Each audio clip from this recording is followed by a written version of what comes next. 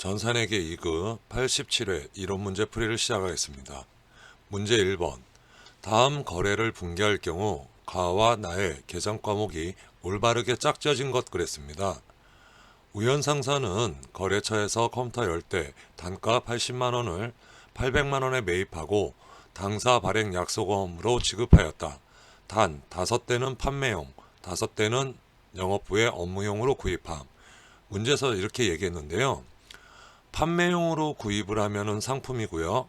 업무용으로 구입하면 비품이죠. 그래서 차변에 상품 400, 비품 400입니다.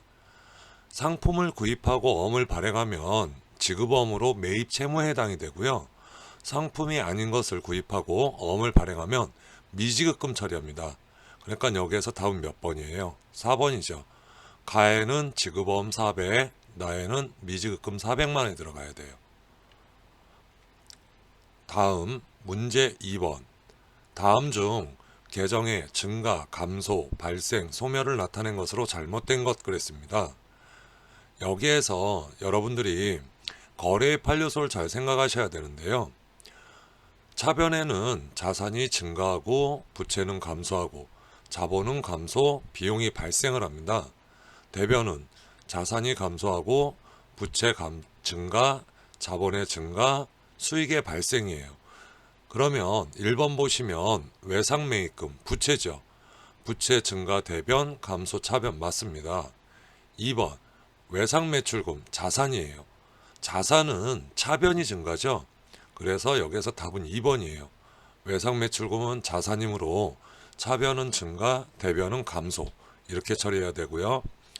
차입금은 부채니까 대변 증가, 차변 감소 맞고요. 이자 수익은 수익이기 때문에 대변에 발생하고 차변으로 가면 소멸합니다. 그래서 여기에서 답은 2번이 돼요. 3번. 다음 중 현금 및 현금성 자산의 항목에 해당하지 않는 것 그랬죠. 여기에서 뭐가 답이 될까요? 현금성 자산이란 취득일 기준으로 3개월 내에 현금화가 가능한 자산을 얘기합니다. 그런데 3번에서 취득 당시 만기가 5개월인 채권, 3개월을 넘어가면 현금성 자산이 될 수 없습니다. 그래서 3번 답은 3번으로 처리하시면 돼요. 문제 4번. 다음 중 총계정 원장의 기록이 오류가 있는지 여부를 파악하는 검증 기능을 갖는 것 그랬습니다. 지금 시산표, 재무상태표, 분계장, 현금출납장 나와 있는데요. 여기에서 답은 시산표예요.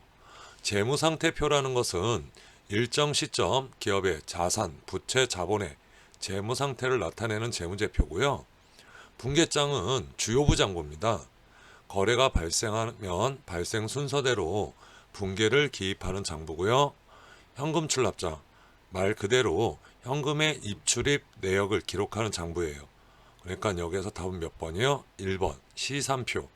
시산표가 총계정 원장에 기록된 내용이 오류가 있는지 없는지 대차 평균의 원리를 가지고 확인하는 장부라고 생각을 하시면 돼요. 문제 5번. 다음 중 재무상태표에 관한 설명으로 가장 적절한 것 그랬습니다. 우선 1번 보시면 일정 기간 동안 기업의 경영성과에 대한 정보를 제공하는 재무보고서이다. 1번은 손익계산서에 대한 얘기죠. 경영성과는 손익계산서고요. 기업 자본의 크기와 그 변동에 관한 정보를 제공하는 재무보고서이다. 2번은 뭡니까? 2번은 자본 변동표에 대한 설명이에요. 그리고 3번. 일정 기간 동안 기업의 현금 유입과 현금 유출에 대한 정보를 제공하는 재무보고서이다. 이거는 현금 흐름표에 대한 얘기죠. 그럼 답 몇 번입니까? 4번이죠. 일정 시점 현재 기업이 보유하고 있는 자산과 부채 그리고 자본에 대한 정보를 제공하는 재무보고서이다. 얘가 재무상태표예요. 그래서 손익계산서, 자본변동표, 현금흐름표, 재무상태표, 주석 이 5가지가 재무제표가 되는 거예요. 이거 꼭 기억해 두십시오. 문제 6번. 2019년 4월 1일에 구입한 시설 장치 단 취득원가가 3천만원, 잔존가액은 0원, 내용연수 10년, 결산은 연 1회에 대한 2019년 12월 31일 결산 시 정액법으로 계산한 감가상각비는 얼마인가 그랬습니다. 감가상각비죠. 그리고 지금 뭘로 하라고 그랬습니까? 정액법으로 하라고 그랬어요. 정액법이라는 건 매년 설정된 금액, 즉 정해진 금액으로 감가상각하는 걸 얘기해요. 공식은 취득 원가에서 잔존가치를 빼고요. 그 금액을 내용연수로 나누면 1년 감가상각비가 나와요. 지금 이 문제 같은 경우에는 3천만 원에서 잔존가치가 0원이니까 3천만 원 나누기 내용연수 몇 년입니까? 10년이죠. 10년이기 때문에 여기에서 300만 원 나누면 300만 원이 돼요. 그리고 4월 1일 취득했다고 그랬습니다. 그러면 1년치가 아니죠. 9개월분만 감가상각을 하시면 돼요.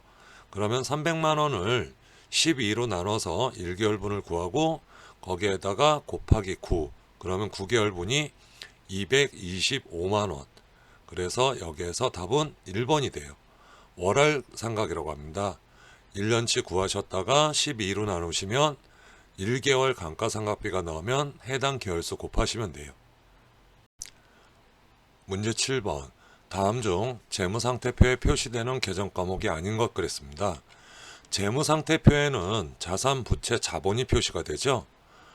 1번의 기부금은 비용이에요. 영업의 비용. 그래서 손익계산 상목이고 2번 영업권은 무형자산. 개발비, B자로 끝나는 것 중에 유일하게 자산인 게 개발비죠. 무형자산. 그 다음에 자본금은 자본입니다. 그럼 7번에서 재무상태표에 표시되는 계정 과목 아닌 거 어떤 겁니까? 기부금이죠.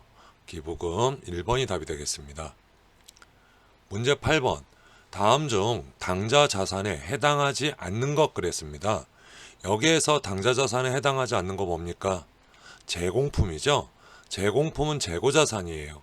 품자로 끝나는 거는 비품을 제외하고는 다 재고자산이라고 생각하시면 돼요. 상품, 제품, 반제품, 제공품 다 재고자산입니다. 그럼 여기에서 답은 4번 제공품, 재고자산이다. 품자로 끝나는 것 중에 비품은 유형자산인 거 꼭 기억해 두십시오. 문제 9번. 다음 자료를 이용하여 8월 31일 현재 월말 상품 재고액을 선입선출법에 의해 계산하면 얼마인가 그랬습니다. A 상품에 대한 거래 내역이 월초 A 상품 재고는 없고 8월 2일 매입 800개, 20일 매입 350개, 8월 25일 매출 900개입니다. 선입선출법이라고 그랬죠. 선입선출법은 먼저 들어오는 게 먼저 나가는 겁니다. 그렇기 때문에 여기에서 어떻게 하시면 돼요? 맨 처음에 매입 800개 들어온 거 단가 550원짜리 이거 다 팔린 거죠. 전량 판매고 8월 20일 날 들어온 350개 단가 540원짜리 중에는 100개는 판매고 250개가 재고예요. 문제에서 월말 상품 재고액을 구하라고 했으니까요. 이 남아있는 250개 곱하기 540원 그럼 얼마 나옵니까? 13만 5천 원이 돼요. 만약에 문제가 변형이 돼서 매출 원가를 구하라 그러면 판매된 것만 곱해서 더하시면 돼요. 그리고 매출 900개 단가 750원 있죠. 이건 판매가를 의미합니다. 그래서 여기에서 이걸 곱해서 금액을 구하시면 걔가 순매출액이 되고 또 매출 원가 구하신 거를 빼면 상품 매출 이익도 구하실 수 있어요. 문제 10번. 다음은 한국 상사의 자료이다. 당기 총 수익으로 오른 것 그랬죠. 그러면 지금 이 문제는 기초자본은 20이고 기말자본이 얼마가 됐습니까? 100만 원이 됐죠. 원래 기초자본에서 지금 여기에 추가 출자액이 있으면 추가 출자액은 더해주고 혹시라도 인출금이 있으면 인출금은 빼시면 돼요. 그리고 당기순이익이 더해져서 기말자본이 되죠. 기초자본 20만 원에서 추가 출자액 10만 원 더하고 당기순이익이 얼마인지 모르는데 기말자본이 100만 원이랍니다. 그럼 당기순이익이 얼마예요? 당기순이익이 70만 원이 되죠. 그럼 여기에서 당기순이익이 70만 원이 되려면 총수익은 370만 원이 나와야 돼요. 그래서 총 비용 300만 원 빼면 단기 순이익이 70만원 나오기 때문에 답은 3번이에요. 문제 11번. 다음 설명에 A와 B의 내용으로 옳은 것 그랬습니다. 정상적인 영업 과정에서 판매할 목적으로 자산을 취득하면, 판매할 목적으로 자산 취득하면 뭡니까? 상품이죠. 상품. 재고자산이고요. 시세 차익을 목적으로 자산을 취득하면 뭡니까? 투자자산이에요. 투자자산. 예를 들어서 건물도 우리가 쓰려고 사면은 건물로 처리하는데요. 임대 수익이나 시세 차익을 노리고 사면 투자 부동산으로 처리하죠. 투자 부동산이 바로 투자 자산이에요. 그래서 여기에서 답은 몇 번이 됩니까? 2번입니다. 판매를 목적으로 자산 취득한 건 상품, 재고자산, 시세 차익을 목적으로 자산 취득한 거 투자 부동산이죠. 그래서 투자 자산. 이렇게 처리하시면 돼요. 문제 12번. 손익계산서 상의 계정 과목 중 영업 외 비용에 해당하는 항목 그랬습니다. 여기에서 기부금하고 이자 비용은 영업외 비용으로 시험에 잘 나옵니다. 그러면 여기에서 다음 몇 번이에요? 3번이 되죠. 접대비나 복리후생비, 세금과 공과금은 판매비와 관리비예요. 특히 문제에서 기부금, 이자 비용, 얘는 영업외 비용이라는 거 잘 기억해 두시면 다른 문제에서도 쉽게 문제를 맞추실 수 있어요. 문제 13번. 다음 거래 중 8월 3일 거래 분계 시 차변에 올 수 있는 계정 과목은 그랬습니다. 여기에서 현금 1,000만원을 출자하여 영업을 개시했다고 그랬어요. 그런데 8월 3일 날 사업주가 사업주 자녀 등록금 납입을 위해 350만원을 인출하였다 그랬죠. 사업주가 개인 목적으로 사용하는 경우에는 인출금 처리합니다. 인출금 처리해서 차변에는 인출금, 대변에는 현금 이런 식으로 처리하시면 되고요. 12월 31일 거 보시면 기말 결산 시 사업주가 인출한 금액을 자본금 계정으로 대체하였다 그러는데요. 그럼 차변에 있던 인출금이 대변으로 가고요. 자본금을 그만큼 줄여주시면 돼요. 여기에서는 8월 3일 분계를 물어보고 있으니까 4번이 답이죠. 인출금이 답입니다. 인출금. 문제 14번. 자산과 자본이 다음과 같을 때 부채 총액은 얼마인가 그랬습니다. 그러면 여러분들 뭐를 알고 계셔야 돼요? 자산은 부채 더하기 자본이다. 이걸 알고 계시면 되죠. 지금 여기에서 상품이 40만원, 건물 50만원, 차량 운반구 15만원. 이 세 가지가 뭐예요? 이 세 가지가 자산입니다. 그럼 더하면은 105만원 나오죠. 근데 자본금은 얼마래요? 50만원이래요. 그러면 여기에서 답은 2번 55만원.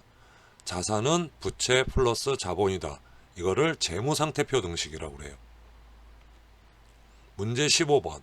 다음은 부채에 대한 설명이다. 가장 옳지 않은 것 그랬습니다. 여기에서 가장 옳지 않은 거 뭘까요? 3번이 답인데요. 가지급금은 미래의 특정한 사건에 의해 외부로 지출하여야 할 금액을 기업이 급여 등을 지급 시 종업원 등으로부터 미리 받아 일시적으로 보관하는 금액을 처리하는 계정 과목에 해당한다. 이거 예수금이죠. 예수금. 가지급금이란 건 뭐냐면 출장비나 이런 거를 지급은 했는데 어떤 계정으로 얼마의 금액을 써야 될지 확정하지 못한 것, 그것을 가지급금이라고 그래요. 그래서 여기에서 답은 몇 번이요? 3번이 되는 거예요. 계정 과목은 항상 여러분들이 알고 계셔야 됩니다. 외상매입금, 일반적 상거래, 상품 거래를 얘기하는 거죠. 거기에서 발생한 채무, 그래서 외상매입금은 매입채무예요. 선수금, 상품을 주문받고 대금의 일부를 계약금으로 수취하였을 때, 수취는 받은 걸 얘기해요. 예를 들어서 계약금을 받으면 선수금, 계약금을 미리 주면 선급금이라는 거 알아두시고, 4번에 가수금이 있는데요. 현금 수입은 발생하였습니다. 즉 통장에 돈이 들어왔어요. 그런데 들어온 사유나 정확한 계정 과목을 확정짓지 못했을 때, 그때 확정될 때까지 일시적으로 처리하는 계정 과목입니다. 이렇게 여러분들이 회계를 하시려면 계정 과목을 정확히 알고 계셔야 돼요. 수고하셨습니다.